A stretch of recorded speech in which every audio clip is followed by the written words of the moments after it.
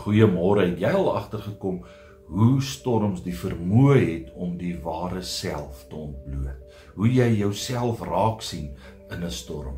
Ons lees in Johannes 18, Petrus, wat hierdie aanvanklike toegewyde, dapper volgeling van Jesus was. 'n Disipel wat gesê het, Here, al laat almal in U in die steek, ek sal dit nooit doen nie, ek sal by U staan tot die dood toe.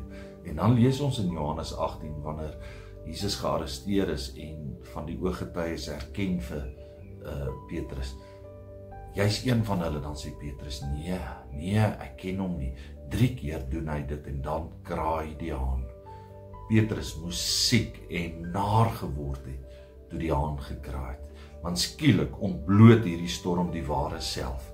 Petrus besef, ek het ook maar net voete van klei. Ek is toe nie so gelowig, ek is toe nie so dapper nie, ek is toe nie so vroom nie, ek is toe nie so oulik soos wat ek gedink het nie.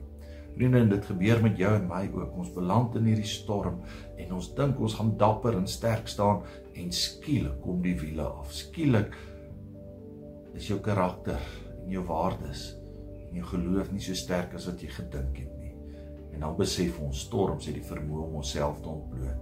Maar in hierdie stormagtige tyd is dit ook 'n tyd van nabyheid, om te weet dat dis oukei om te val, dis oukei om foute te maak, want Jesus soek mense wie se harte deur sy liefde verander kan word. En daarom in die Heilige Gees het Jesus naby aan ons gekom, is God naby in ons, woon hy in ons in, sodat ons in die waarheid gelei kan word, sodat ons sy troos kan beleef.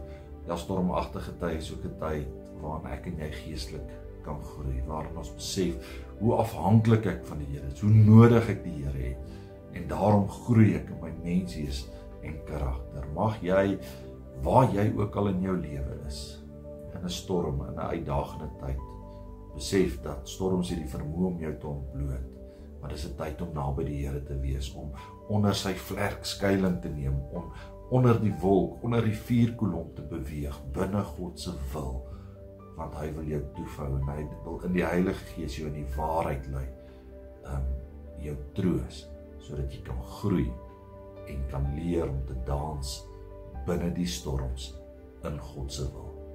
Mooi week vir jou.